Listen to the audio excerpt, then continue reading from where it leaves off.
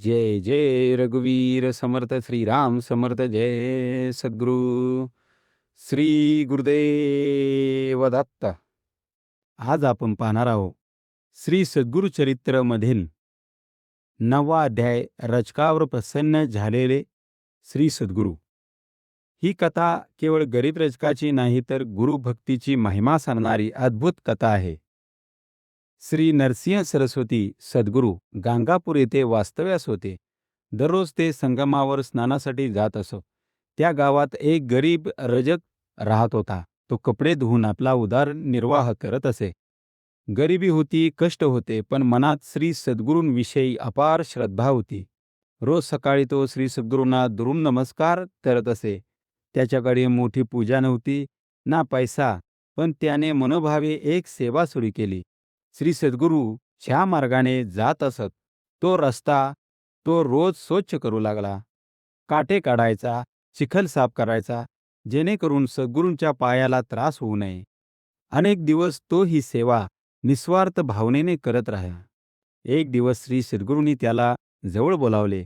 ते म्हणाले, "अरे रचका, तू रोज एवढ्या बेमाने सेवा करतोस, तुला काय हवे आहे?" रजक नम्रपणे म्हणाला, "महाराज, माझ्याकडे काहीही नाही. तुमची कृपा आणि दर्शन हेच माझे सर्वस्व आहे." श्री सद्गुरूंना त्याची भक्ती खूप आवडली. एवढ्यात त्या मार्गाने एक यवन राजाचा मोठा ताफा जात होता. हत्ती, घोडे, सैनिक, दागिने, वैभव, सर्वत्र मोठा थाट. रजक ते दृश्य पाहत राहिला. क्षणभर त्याच्या मनात विचार आला, असे वैभव मला मिळाले तर? श्री सद्गुरूंनी त्याच्या मनातील विचार ओळखला. ते हसून म्हणाले, तुला राजा व्हायचे आहे का?" रजक घाबरला.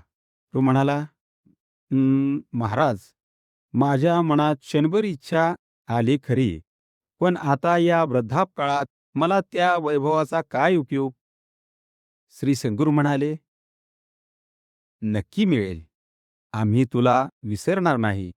आणि नंतर नदीतीरी त्याने आपला देहत्याग केला. पुढील जन्मात तो बिदरचा यवन राजा झाला. राज्य, संपत्ती, वैभव सर्व काही त्याला मिळाले. पण एक दिवस त्याच्या मांडीवर भयंकर फोड उठला. जखम वाढत गेली.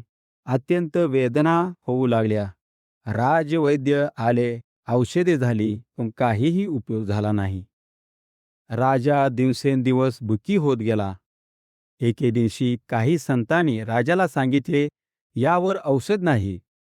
एखाद्या महान संताची कृपा मिळाली तरच तू बरा होशील. राजाने अनेक ठिकाणी शोध घेतला. तेव्हा त्याला समजले की श्री सद्गुरू नरसिंह सरस्वती गाणगापूर येथे आहेत. राजा ताबडतोब गाणगापूरला निघाला. राजा श्री सद्गुरूंच्या दर्शनाला गेला. श्री सद्गुरूंना पाहताच त्याच्या मनात काहीतरी ओळखीची भावना निर्माण झाली.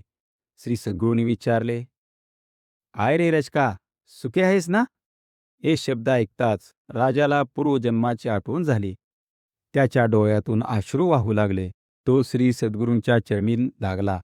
श्री सद्गुरूंनी त्याच्यावर कृपादृष्टी केली. क्षणात त्याच्या मांडीवरील फोड नाहीसा झाला. राजा पूर्णपणे बरा झाला. याला समजले, श्री सद्गुरू कृपेनेच माझे जीवन बदलले आहे.